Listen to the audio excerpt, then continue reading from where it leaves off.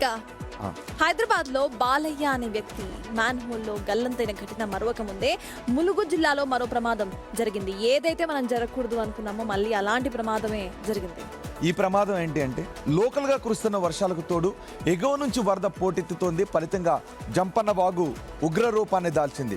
వాగులో స్నానానికి దిగిన భక్తుడు వరద ఉధృతికి కొట్టుకు వెళ్లిపోయాడు. వాగులో గల్లంతైన వ్యక్తిది మేడ్చల్ జిల్లా ఘటకేసరిగా గుర్తించారు. కుటుంబ సభ్యులతో కలిసి వచ్చిన తిమ్మయ్య ప్రమాదవశాత్తు వాగులో గల్లంతయ్యారు. దీంతో అతని కోసం ముమ్మరంగా గాలింపు చర్యలు చేపట్టారు. గజ ఈతగాళ్లు గాలింపు కొనసాగిస్తున్నారు. మరింత సమాచారం అందించడానికి మా ప్రతినిధి వేణు మనకు అందుబాటులో ఉన్నారు. వేణు, గాలింపు చర్యల గురించి మీ దగ్గర ఉన్న సమాచారం ఏంటి?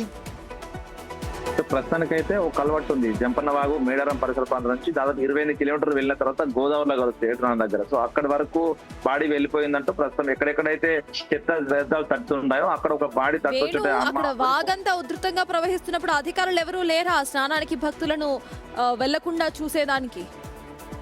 అంటే నిన్న ఉదయం భక్తులు అమ్మవారు దర్శించుకున్నారు. ఆ తర్వాత జంపన్న స్నానాలు చేసినప్పుడు ఆ స్థల ఉధృతి లేదు. కానీ మధ్యాహ్నం నుంచి విపరీతంగా వర్షం కురవడంతో ఎగువ వర్షాలతో జంపన్న వాగు తీవ్ర ఉధృతి వచ్చింది. దాంతోనే స్నానం చేస్తుండగా ఒక్కసారిగా తన కొట్టుకుపోవడం, మిత్రులు కాపాడే ప్రయత్నం చేసినా కూడా తను రక్షించలేకపోయారు. ప్రస్తుతానికి పూర్తి స్థాయిలో నిండుకుండలా వాగు ప్రవహిస్తున్నాడు. దాదాపుగా 4000 పై క్యూసెక్ వరద వస్తుంది కాబట్టి ఆ వరద దిగినా కూడా కొట్టుకుపోయి ఇప్పుడు భక్తులను ఎలా చేస్తున్నారా స్నానాలకి, లేకపోతే ఆపేశారా?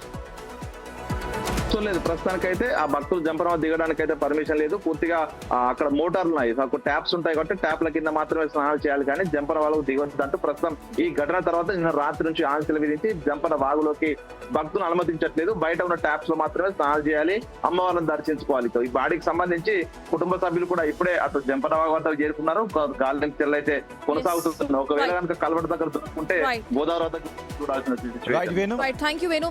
వర్షాకాలంలో 2 విషయాలు ఖచ్చితంగా గుర్తుపెట్టుకోండి. ఒకటి, వాగు వేగంగా ప్రవహిస్తున్నప్పుడు ఖచ్చితంగా కూడా వాగులోకి దిగే ప్రయత్నం చేయకండి. ఇంకొకటి, వాగులో ఎక్కువ వాటర్ కనిపించడం లేదు కదా అని చెప్పి దిగేస్తే ఎప్పుడు పైన వర్షం పడుతుందో మనకు తెలియదు కాబట్టి ఉధృతి ఎక్కువగా ఒక్కటేసారి వచ్చేసే ప్రమాదం కూడా ఉంది. సో చాలా మంది వాగుల్లోకి దిగటమే కాదు, వాగులు ఉధృతంగా ప్రవహిస్తున్నప్పుడు ఏం కాదులే అని ఆ బ్రిడ్జెస్ దాటే ప్రయత్నం చేస్తుంటుంటారు. అలా బ్రిడ్జెస్ దాటి ప్రాణాలు పోగొట్టుకున్న వాళ్ళు కూడా ఎంతో మంది ఉన్నారు. సో ఇప్పుడు వెహికల్స్ లో ఉంటే సేఫ్ కదా అంటూ కూడా వెళ్తూ ఉంటారు. సో వెహికల్స్ తో పాటు కొట్టుకుపోయిన సందర్భాలు చాలా ఉన్నాయి. సో చాలా జాగ్రత్తగా ఉండండి. వర్షాకాలం ఎంత ఆహ్లాదకరంగా ఉంటుందో అంతే ప్రమాదకరం కూడా.